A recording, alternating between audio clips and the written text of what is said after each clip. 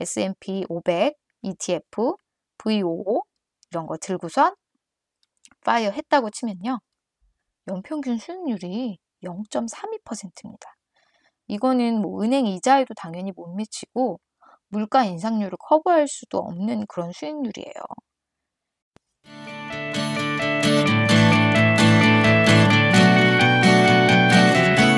안녕하세요. 파이어에 도전하는 워킹맘 파워만입니다. 오늘은 파이어족, 미국 주식이 답이다 혹은 아니다. 이거에 관한 영상을 한번 만들어 보려고 하는데요. 본론에 들어가기 앞서서 파워맘 채널 구독과 좋아요 눌러주시면 파워맘의 더 많은 영상, 더 많은 파이어 도전기를 같이 보실 수가 있습니다. 자, 미국 주식, 배당주, ETF 이런 것들이 사실 많은 파이어족들이 하고 있는 투자법이에요. 그래서 사실상 파이어족이라면 당연히 미국 주식을 한다, 배당주를 한다, ETF로 투자를 한다 이렇게 많이들 생각을 하실 거예요. 정말 미국 주식은 파이어의 공식일까요? 자, 미국에서 파이어족이 한참 양산되던 시기는 2008년 리먼 브러더스 금융위기 직후입니다. 그리고 그때 시장이 안 좋아졌다가 막 반등하면서 미국 시장이 엄청 좋았죠. 그래서 2010년도, 2009년부터 2019년, 20년까지도 미국 시장은 가장 활황이었다고 할 수 있어요. 미국 시장의 가치는, 밸류에이션은 정말 상상 초월로 엄청나게 커졌죠. 하지만 끝도 없이 계속 오를 것 같고 갈 것만 같은 시장이 바로 미국 시장이죠. 여러분들도 상당히 그렇게 생각하실 거예요.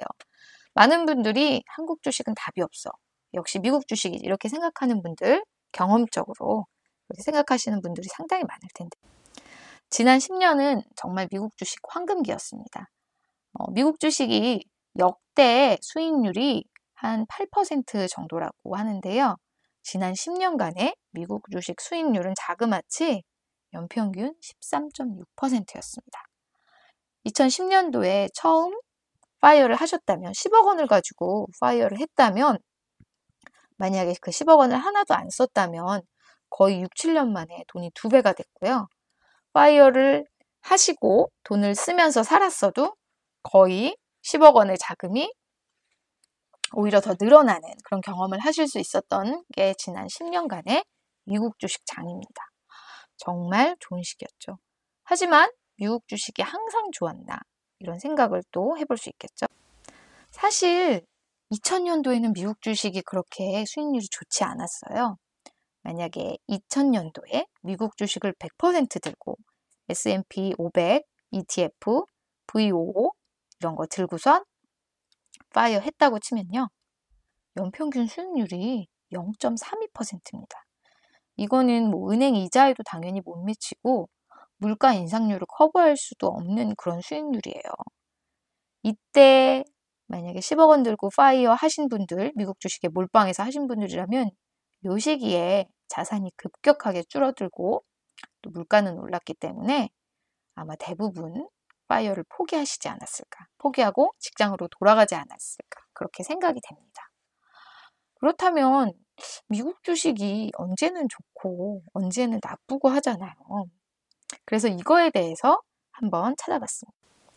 할투 채널, 제가 정말 좋아하는 채널이죠. 이 할투 채널의 강한국님이 예전에 이런 내용을 다루신 적이 있어요. 앞으로는 한국 주식이 더 좋을 것 같다, 이런 얘기였는데요.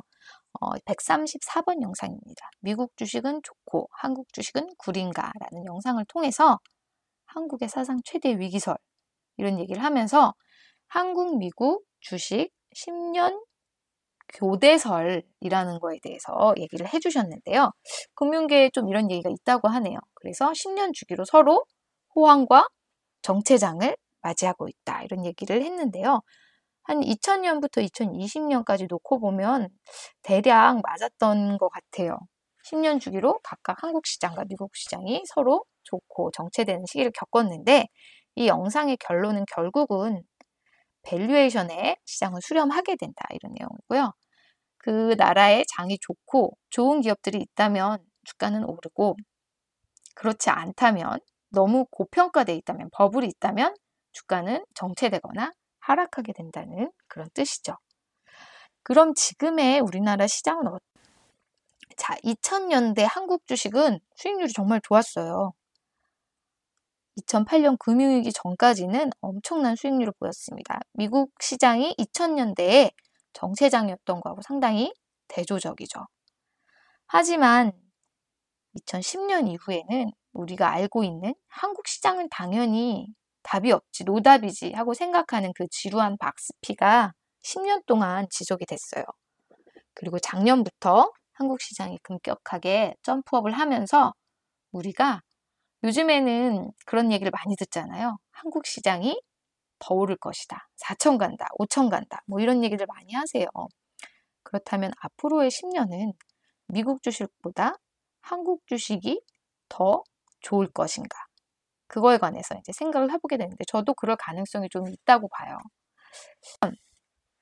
한국 시장이 사실은 여전히 신흥국 시장이에요. 그런데 기업들의 체력이 너무 튼튼해요. 우리나라의 대기업들, LG, 롯데, 삼성, 현대, SK. 요즘에 롯데는 뭐 조금 고전하고 있긴 하지만 나머지 기업들은 한국에서뿐만 아니라 이제 글로벌로도 상당히 인정받는 기업들이 됐고 글로벌로도 주목을 받고 투자할 만한 가치가 있다고 꼽히는 그런 밸류에이션이 좋은 기업들이 됐기 때문에 상당히 개별 기업들은 튼튼한 체력을 가지고 있습니다. 하지만 그렇다고 마냥 앞으로 한국 시장이 좋아하면서 몰빵하기에는 한국은 좀 여전히 신흥국 시장이죠. 그렇기 때문에 혹시 모를 위기가 온다면 당연히 자금이 썰물처럼 싹 빠져서 달러로 가게 될 확률이 높습니다. 그렇다면 우리는 배분을 어느 정도로 해야지 안정적으로 좀 자산을 운영할 수 있을까요? 저는 이게 대략 시장의 크기하고 앞으로의 성장성에 맞춰서 배분을 하는 게 맞다고 보는데요. 전 세계 주식시장의 비중을 나타내는 요 그림이에요. 요게 2018년 기준이라고 하는데 그래도 뭐 대충 현재하고 비중 차이가 크지는 않더라고요. 이걸 제가 2000년 기준으로도 좀 비교해 봤는데 미국 시장이 44% 정도인 거 요거는 비슷하고요. 중국 시장이 여기서는 9%로 나오고 있는데 실제로는 더 커졌다고 합니다. 그리고 일본 시장하고 유럽 시장들은 이 당시보다는 더 작아진 편이에요. 그리고 다른 브라질, 멕시코 이런 신흥 시장들은 사실 더 줄었겠죠? 요즘에 엄청 안 좋으니까. 그래서 이 추세로 봤을 때 전 세계 시장 중에서 앞으로 좀 매력 있고 여전히 성장하고 안정적인 시장들은 단연 미국 시장, 그리고 중국 시장, 그리고 한국 시장도 될 수 있을 것 같아요. 한국 시장은 사실 전 세계 시장 중에서는 2% 비중밖에 안 돼요. 그렇지만 우리가 또 한국 사람이니까 한국 시장에 대해서 잘 알잖아요. 특히 한국 기업에 대해서. 그래서 저는 한국은 지수보다는 우리가 좀 공부를 해서 좋은 우량하고 앞으로의 성장성이 있는 기업들의 개별 기업에 좀 투자를 하고 또 중국도 우리가 충분히 만약에 공부할 수 있다면 그렇게 개별 기업 아니면 유망한 섹터 쪽으로 테크나 뭐 자동차나 바이오 이런 쪽이겠죠. 그리고 미국 시장은 뭐 원하시면은 ETF로 해도 되지만 우리가 뻔히 아는 유망한 기업들 있잖아요. 그런 기업들 하고 그 다음에 배당주들 이렇게 투자하면 우리가 파이어를 꾸려나가는 데 있어서 다소 안정적이면서도 어느 정도 성장의 과실을 맛볼 수 있는 그런 포트폴리오가 되지 않을까 그런 생각이 듭니다. 유동자산 지금 저희 부동산을 뺀 나머지 자산 구성 현재 2020년 말하고 2021년 어떻게 변경을 할지 좀 계획을 짜봤어요. 지난번에 이제 제가 20년 결산하면서 자산 포트폴리오 한번 말씀드렸는데 그때 저의 유동자산 구성으로 미국 주식은 53%, 배당주하고 테크주 있었죠. 그리고 한국 주식은 가치주, 소형 가치주 16%, 중국 주식이 배당주, 테크주 5%, 그 다음에 실물금, 그 다음에 달러 예금 이렇게 6% 말씀을 드렸었는데요. 올해는 구성을 조금 바꾸려고 해요. 그래서 앞으로의 미국 주식도 물론 성장을 좀 할 수 있지만 그 성장성은 다소 둔화되지 않을까 생각이 돼서 안정적인 배당주 그리고 확실한 테크주들 중심으로 해서 비중은 조금 줄이고요.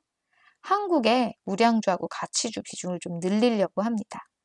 이거는 한 20% 정도. 특히 한국은 제가 이제 개별 기업들에 대한 정보를 좀 더 얻기 쉽기 때문에 개별 기업 중심으로 해서 한 20% 정도. 그리고 중국 주식을 좀 더 담아가려고 해요.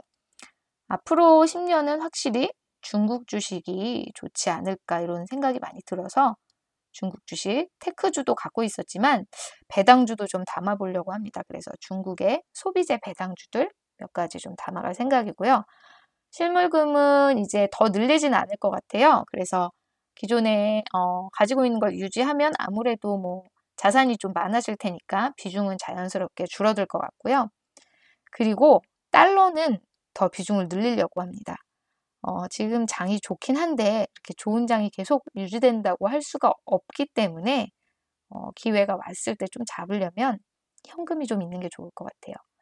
근데 그 현금은 아무래도 우리는 원화 현금보다는 항상 달러 현금이 중요한 것 같아서 달러 예금의 비중을 높이려고 하는데 단순히 달러 예금으로 갖고 있는 게 아니고 물가 연동체가 있어요. 그래서 물가 연동체는 물가 상승을 어느 정도 해지해주고 배당도 조금 주는 그런 채권인데요. 그거를 좀 사서 현금도 조금 비중을 늘려가고 이렇게 조금 더 안정적으로 하지만 성장성은 조금 더 추구하는 그런 형태로 한번 포트폴리오를 재분배를 해보려고 생각을 하고 있습니다. 이렇게 각각에 해당되는 종목들은 제가 또 다음번에 한번 소개를 해드릴게요. 제가 요즘에 주목하고 있는 정말 좋은 종목들이 많이 있어서 그런 것도 한번 같이 얘기해보면 좋을 것 같습니다. 자, 여기까지 미국 주식 과연 파이어족의 정답일까? 파이어족의 단 하나의 길일까? 이런 내용으로 얘기를 해봤습니다. 여기까지 파이어에 도전하는 워킹맘 파워맘이었습니다. 파워맘의 더 많은 영상을 보고 싶으신 분들은 구독과 좋아요를 눌러주세요. 감사합니다.